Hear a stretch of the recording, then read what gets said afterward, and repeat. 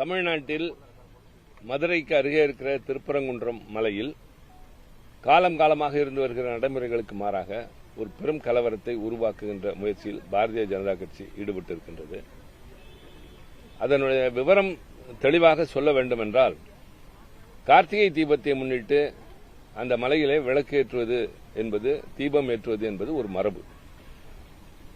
பல பிரச்சனைகள் அங்கே வந்தன. காரணம், பக்கத்திலே சிக்கந்தர் மலை என்று ஒன்று அங்கேயே இருக்கிற காரணத்தினால் அது இஸ்லாமியர்களுக்கு உரியது என்றும் இந்த பிரச்சனை வந்தபொழுது 2014 உயர்நீதிமன்றத்திலே 2 நீதிபதிகள் அமர்ந்த அமர்வு உச்சிப்பிள்ளையார் கோயில் என்கின்ற இடத்தில் திருப்பரங்குன்றம் மலையின் மீது கார்த்திகையின் போது தீபம் ஏற்றிக் கொள்ளலாம் என்று உத்தரவு கொடுத்து வேறு எந்த இடத்திலும் செய்யக்கூடாது என்று சொல்லியிருக்கிறார்கள்.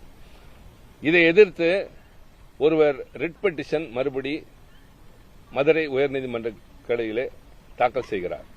அது ரிட் பெட்டிஷன். அதனுடைய தீர்ப்பின் போது அந்த நீதிபதி திரு ஜியா சாமிநாதன் அவர்கள் சொல்லுகிற போது, it is not based on customs, it's a right என்று சொல்கிறார். இது மரபு வழி வந்ததல்ல, இது உரிமை பிரச்சனை என்பது அதிலேயே தெளிவாக தெரியும். உரிமை பிரச்சனை என்பது சிவில் கோர்ட்டிலே தான் கொண்டு வர முடியுமே தவிர ரிட் பெட்டிஷனின் கீழ் கொண்டு வர முடியாது.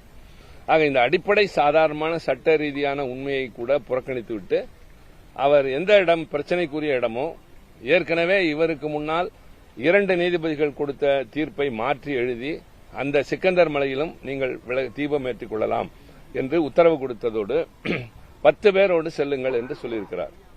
ஆனால் ஆயிரக்கணக்கானோர், இந்து முன்னணியை சார்ந்தவர்கள், பாரதிய ஜனதா சார்ந்தவர்கள் பெரும் கூட்டமாக அங்கு சென்று அங்கிருந்த தடுப்புகளை எல்லாம் உடைத்துவிட்டு காவல்துறையினரை அடித்துவிட்டு மேலே சென்று அந்த முயற்சியில் ஈடுபட்டிருக்கிறார்கள்.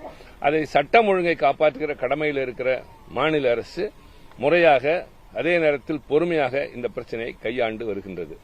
இன்றைக்கு அந்த பிரச்சனை குறித்து அந்த ஒரு நபர் நீதிபதி ஜியா சாமிநாதனுடைய தீர்ப்பிற்கு தடை உத்தரவு கோரி உச்சநீதிமன்றத்தில் நம்முடைய தமிழக அரசின் சார்பில் மேல்முறையீடு செய்து அது இப்போது விசாரணை நடைபெற்றுக் கொண்டிருக்கின்றது.